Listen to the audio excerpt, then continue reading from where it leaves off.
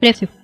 No ano em que Pará de Minas comemora seus 163 anos de emancipação política-administrativa, a iniciativa da Associação dos Engenheiros e Arquitetos em resgatar um pouco dessa história é mais que louvável. É um presente para atual e futuras gerações de paraminenses. Para os profissionais, um presente ainda maior, pois registra a contribuição da engenharia, da arquitetura e da agronomia no desenvolvimento da região. Viajando no tempo pelas páginas desta cidade em construção, descobrimos como o homem enfrentou as condições adversas de seu tempo, venceu distâncias, minerou os rios, abriu estradas, construiu a cidade, física e culturalmente.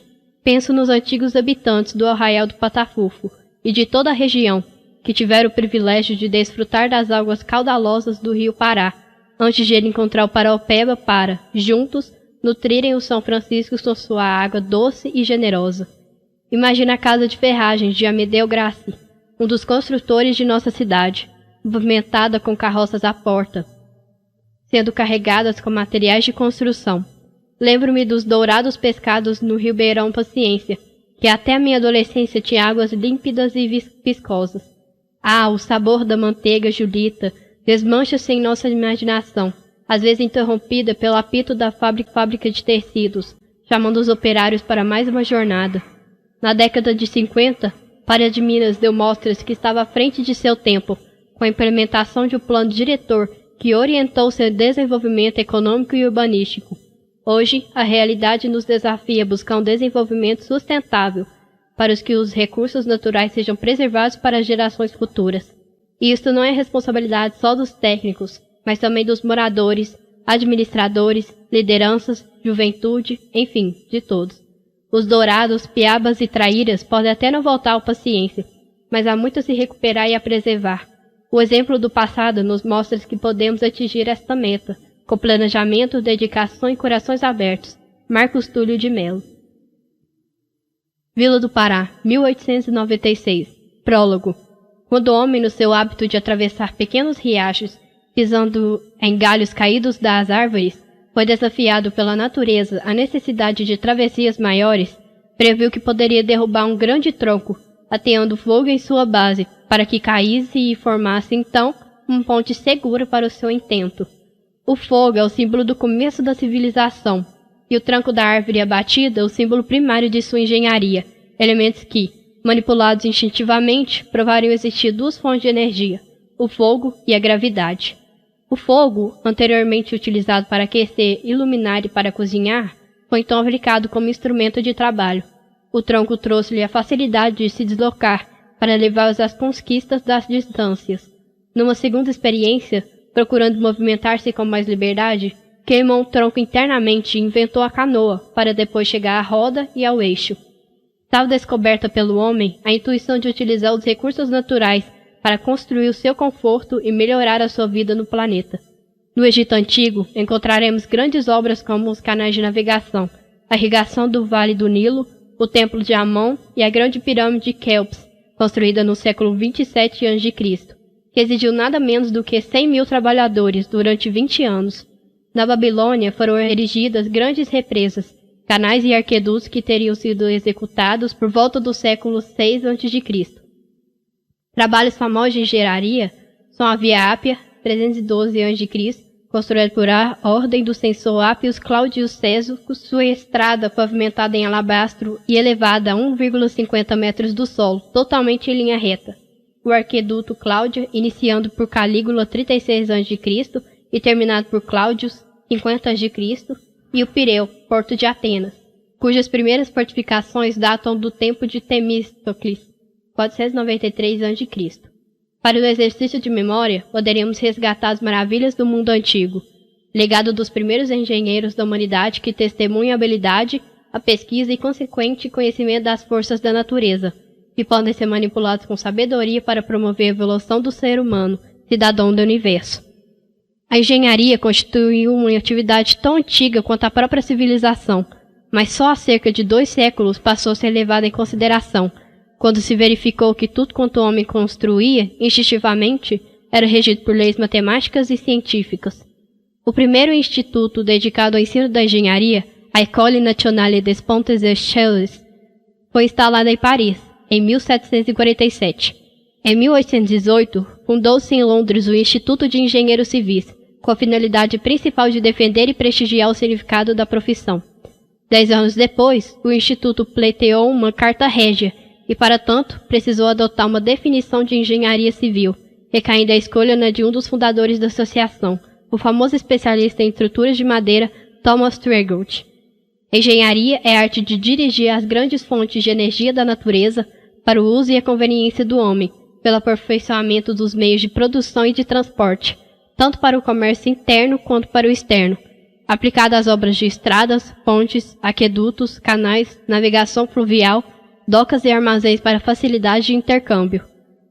A navegação por meio de energia artificial para fins de comércio, a construção e adaptação de maquinarias e a drenagem das cidades. Hoje, a engenharia estende a horizontes bem mais largos do que aqueles previstos por Tregout.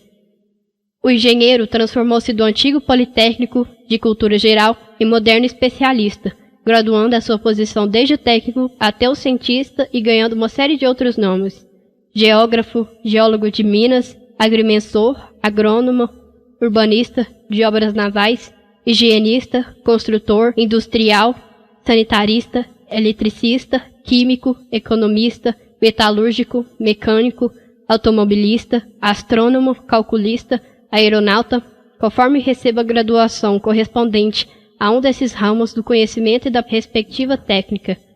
Sua presença cresce em todos os sentidos, nas capitais e nos campos, no subsolo e no espaço, nas residências e nos escritórios, nas oficinas e nos laboratórios. Em nosso meio, em nossa terra-mãe, os engenheiros de todas as engenharias e de todas as arquiteturas participaram com elemento fundamental para a elevação de nossa sociedade. Eles fizeram a história de Pará de Minas, a construção de uma cidade. A história de Umburco. Rua 20 de setembro, 1924. O Estrela do Indaiá. Contam os historiadores que por volta de 1695, uma bandeira se embrenhou pelos sertões dos Matos Gerais, terra agreste explorada pela capitania de São Paulo do Piratininga de São Vicente, em busca do ouro que trazia o poder, a autossuficiência econômica dos seus integrantes e o reconhecimento da coroa portuguesa, pela conquista da terra tão necessária à sobrevivência de um povo aventureiro e ambicioso. Estava em cobiça pela coroa as lavras de ouro, ágata, pedras coradas, prata, retornados aos descobridores em benesses, pensas, pensões, hábitos de Cristo, foros de fidalguia, tabelionados e padrões nobiliárquicos hereditários. A entrada que se iniciou em 1693, pelo taubateano Antônio Rodrigues Arzão, retirou apenas 3/8 das minas do Cataguás, das quais se fizeram 2 alianças de casados. Com fracasso, os chefes se desentenderam por este ouro do rio Casca e dissolveram em Taverava a desorganizada bandeira que viera sob a mão de ferro do capitão de tropa Bartolomeu Bueno de Siqueira, de Miguel Garcia e de Carlos Pedroso da Silveira. Passada da Egita, Bartolomeu Bueno de Siqueira, com uma tropa de índios amansados, negros cativos e bandidos escopeteiros mercenários, desceu para o sertão do Paraopeba, em busca do ouro. Levou sua gente através da Serra do Curral até o Vale Paraopebano, por onde desceu. O local já fora mexido antes e não produziu o que dele se esperava. O bandeirante de Taubaté tomou rumo das terras do Poente, onde se esperava a revelação da fortuna. Após um merecido descanso, levantou o acampamento e pôs-se em arremetida pelo agreste até encontrar os morros. De repente, um rio aparece e vence bugres com suas famílias à beira, onde os curumins nadavam resfolagos em alegria infantil nas límpidas águas rasas. Foi então que o carregador de broacas da bandeira exclamou em tupi ou guarani: "Pitangui!", traduzindo, esse era o rio dos meninos ou água em que o menino pode nadar. Estava descoberta a jazida dos sonhos que propunha os poucos 28 gramas e 68 centigramas de ouro apurado na bateia. Bueno, no vislumbre do sucesso, sentenciou: 1 onça e 8/8. Foi bastante para que o sítio fosse batizado, no futuro próximo, de Arraial de Nossa Senhora da Conceição da Onça, hoje conhecido como Cidade de Onça do Pitangui. Bartolomeu Bueno de Siqueira não foi adiante, retornou a Taubaté e nunca mais voltou aos sertões dos Gerais, mas deixou de novo descobertas as minas de Pitangui, já exploradas há tantos anos pelos pretos refugidos. Deixou lugar para Bartolomeu Bueno de Silveira, que já mandava nas terras do Rio das Velhas, que abraçava o curso do Paraopeba, e aí só entrava quem fosse autorizado pelo futuro Anhangueira. No Sabaraboçu, sede dos comandos do velho que pôs fogo na água, estavam presentes José de Campos Bicut e Antônio Rodrigues Velho, seu genro, e ainda o cabo de tropa Domingos Rodrigues do Prado Filho, e outros da mesma laia. Aconteceu que o cabo e seus conterrâneos não conseguiram salvo-conduto para explorar as terras dominadas pelo Diabo Velho e puseram-se para o sertão do São Francisco, procurando as terras do Poente, onde sabiam existir muito ouro. Um guia mameluco que vivia no Boçu serviu-lhes a muito custo de batedor. Já a esta altura, a guerra dos Emboabas estava acesa entre a capitania de São Paulo e das Minas do Ouro, o que não foi empecilho para os forasteiros entrarem em terra, em 1708. Deu no que deu. O ouro do Pitangui fez o Agreste progredir, e a velha serrana deu-se por instalada e reconhecida como Vila de Nossa Senhora da Piedade de Pitangui, marcada posteriormente por sua braba gente revoltada pela cobrança abusiva dos quintos do ouro. Registra-se que em 1715 teve em Pitangui o segundo Anhangueira e sofreria com surto de varíola se não se retirasse para umas terras próximas que seus conterrâneos o recomendaram. Essas terras ficavam para mais do que umas léguas de um posto dos guardas da coroa, fiscais atentos ao tráfico do metal amarelo. Disseram que lá acabara de se instalar um esquisito português que obtera cartas de sesmarias por deferências que foram muito apreciadas pela coroa. Havia uma fazenda em desenvolvimento com um ponto de comércio para as necessidades dos tropeiros. Seu proprietário era realmente diferenciado pelos comentários gerais, pois se contava que o lusitano gostava de aparecer como abastado para ganhar a confiança dos recém-conhecidos. Porém, a realidade era outra. Dizia que o cidadão apelidado de Patafúfio, em analogia ao seu aspecto físico bastante fofo e de baixa estatura, acentuado pela maneira de andar semelhante de um pato, ainda carregava a fama de falso, de charlatão, de gente que aparentava ser o que não é, justificando o adjetivo fúfio, falso, da língua pátria. Este ilustre lusitano descera as minas juntamente com os primeiros das bandeiras que acharam Pitangui. Quando Bueno da Silveira caminhava para o poente, o fúfio variava para o noroeste dos morros, onde os campos eram verdes e cortados por um rio caudaloso que os índios chamavam de Indaiá. Naquelas terras pôs-se a garimpar e extrair pedras preciosas que o rio dava. E foi com muito esforço dos cativos silvícolas que o homem conseguiu alguma coisa não muito valiosa, mas com opulenta aparência de ser, uma enorme pedra brilhante do tamanho de um pêssego. O alvoroço foi estupendo. Um diamante daquele quilate era um fenômeno, talvez o maior do planeta, o que serviria para conquistar mundos e fundos com a cobertura da coroa. O diamante era belíssimo. Depois de lapidado convenientemente, assumiu um aspecto de realeza, o que foi bastante para o explorador arquitetar um plano que lhe renderia a posse definitiva de uma imensa sesmaria doada pelos monarcas de Alemar, uma ideia quase diabólica. Com muito cuidado, enviou a pedra para a rainha como presente, agradando muito ao rei D. Manuel V, o que provocou verdadeiro frenesi no país do bacalhau e nos demais fronteiriços. Em resposta de agradecimento, veio em forma de carta de cessão de sesmaria, de doação de extensa faixa de terra por aquelas bandas do oeste das Minas do Ouro.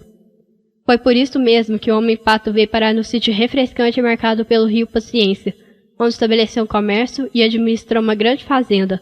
Seu nome era Manuel Batista Gomes, ou Manuel Gomes Baptista, e a fazenda ficou conhecida para a posterioridade como a dos Gomes. O diamante recebeu a portentosa alcunha de Estrela do Indaiá e foi exposto no Museu de Lisboa para admiração curiosa dos fidalgos de toda a Europa. Todavia, era falso. Era um quartzo puríssimo, mas não era um diamante. Mas quem teria coragem de testá-lo? Ninguém ousava, e este mito ou não ficou para a nossa história. Acreditem se quiserem. Lendo ou não, o português que se chamava Manuel Batista Gomes tinha sua sede às margens do rio Paciência, afluente do rio Pará e este, por sua vez, do São Francisco, logo depois de se encontrar com Paraupeba. Uma paisagem maravilhosa descortinava-se no ambiente esmeraldino. Era uma extensa vargem cortada pelo rio de águas cristalinas, sobre o leito de seixos rolados, e que corria, serpeando entre as florestas marginais, tendo à sua direita uma serra aprumada, o Morro de Santa Cruz como fundo de paisagem, área que se abria pelo lado esquerdo em longa plênura, continuando em suave e ampla elevação, de encostas em forma de escudos, na qual a vegetação exígua de campo favorecia o agradável descortínio do conjunto, e assim também do mais alto se alongava a vista panorâmica para os vales e afastados horizontes. Foi neste lugar que se plantaram as primeiras arranchações e as primeiras estalagens, e com o comando incipiente formaram um povoado, à margem do caminho vindo de Pitangui, que aqui se trifurcava. À esquerda para Santa Quitéria, Esmeraldas, dando origem ao Arraial Novo e Vargem da Cruz, ao centro para o Morro de Mateus Leme, Capela Nova, Betim.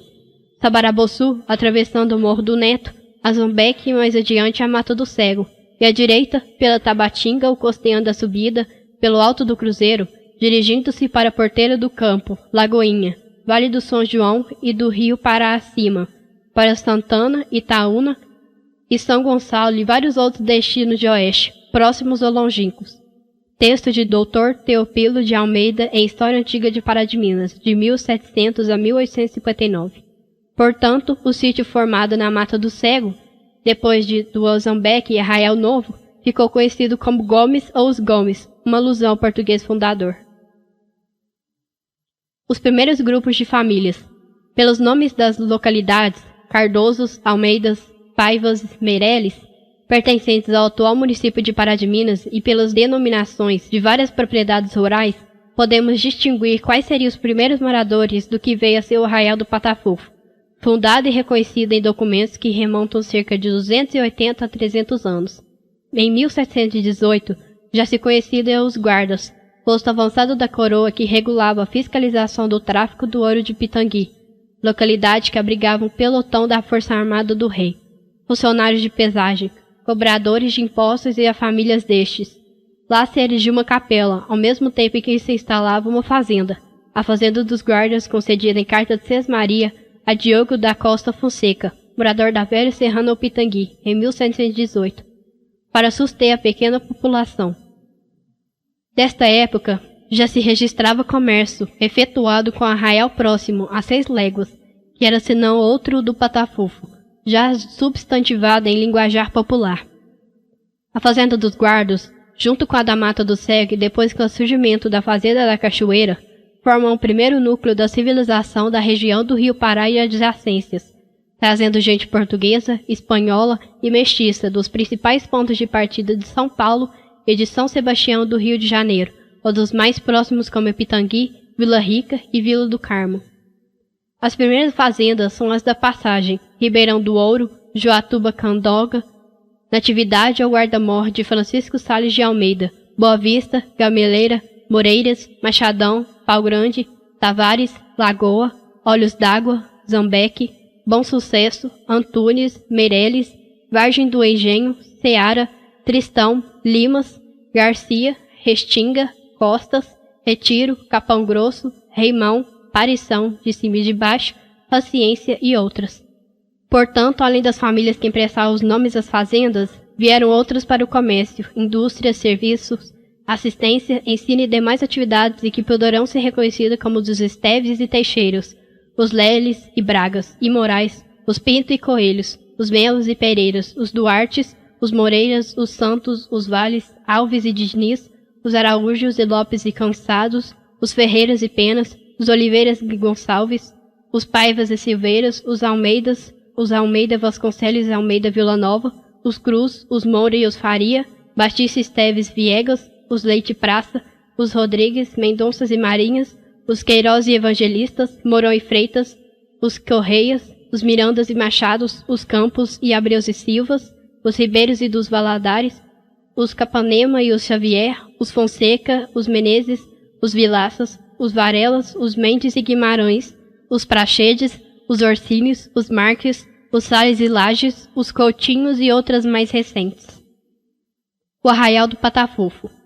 A mais antiga e preservada referência de toponímia do arraial encontraremos no documento da Instituição de Igreja dos Bispados de Mariana, em uma provisão datada de 3 de julho de 1772, cujo texto é: instituiu uma capela no lugar do Patafofo, da freguesia do Pitangui, com a invocação de escolherem os moradores, e no sítio que marcar o padre João Pimenta da Costa.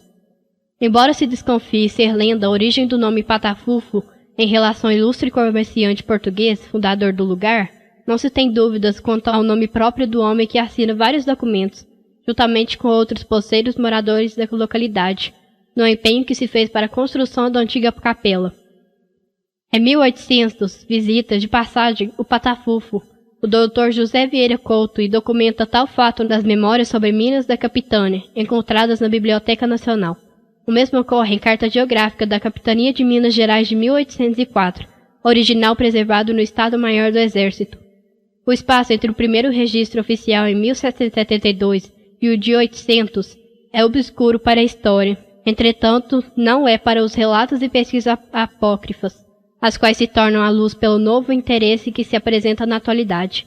Se conseguimos elucidar as origens de Pará de Minas e sua construção desde os primeiros anos do século XVII, não poderíamos nos furtar propositadamente a falta de informações oficiais de qualquer intervalo inócuo. As construções de muros primitivos pelos escravos africanos, as trilhas abertas pelos peregrinos, as antigas roças apontadas, os nomes de grotas, minas d'água, capoeiras, clareiras, riachos, cachoeiras, pastos, paragens, abrigos, capelas, cemitérios, minerações, cruzes à beira das entradas e muitos objetos encontrados em fazendas, nos informam com certeza sobre as épocas primárias da instituição do povoado, e se quisermos dar vazão à intuição, descobriremos muito mais do que se fala.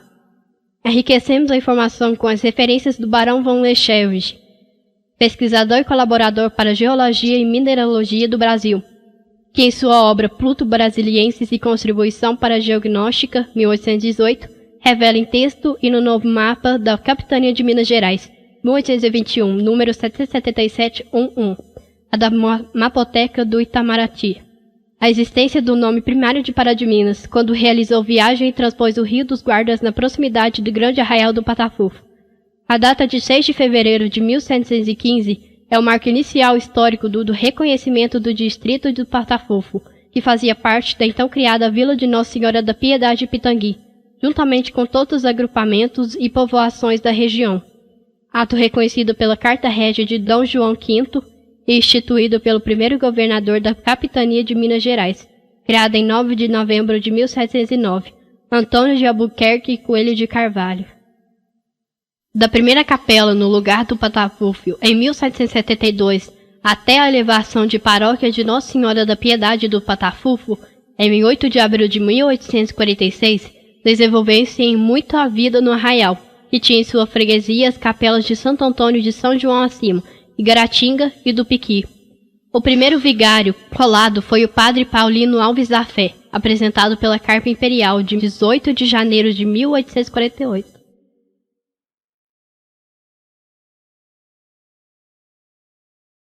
A Vila do Pará. Manuel Batista Gomes já havia desaparecido, mas seu projeto foi adiante e ampliado pelos seus seguidores e companheiros. Seguindo-se a autonomia religiosa, prestaram suas providências para a elevação política do distrito pertencente a Pitangui, à Vila Autônoma. Consoante a Lei Mineira de número 386, de 9 de outubro de 1848, compreendendo Santana, Itaúna e Mateus Leme. O fiasco verificou-se causado pela falta dos habitantes do Patafufo preencherem as exigências oficiais da construção da Câmara, da Cadeia e do Salão do Júri, dentro do prédio estabelecido.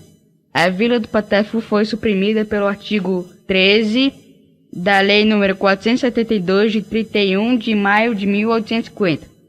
Agravou-se a situação política entre os conservadores ou cascudos e os liberais ou chimangos, que desde 1840 agitavam a velha província de Minas, sobrando os prejuízos também para a vila emergente. Desta época até a restauração da vila, verificou-se um grande lapso na memória e no progresso do lugar até quando foi a mesma restabelecida, com a denominação de Vila de Nossa Senhora da Piedade do Pará, Lei Provincial número 882, de 8 de junho de 1858. Com os habitantes do lugar procedendo às construções necessárias e superando as querelhas políticas acentuadas. A vila foi oficialmente instalada a 20 de setembro de 1859.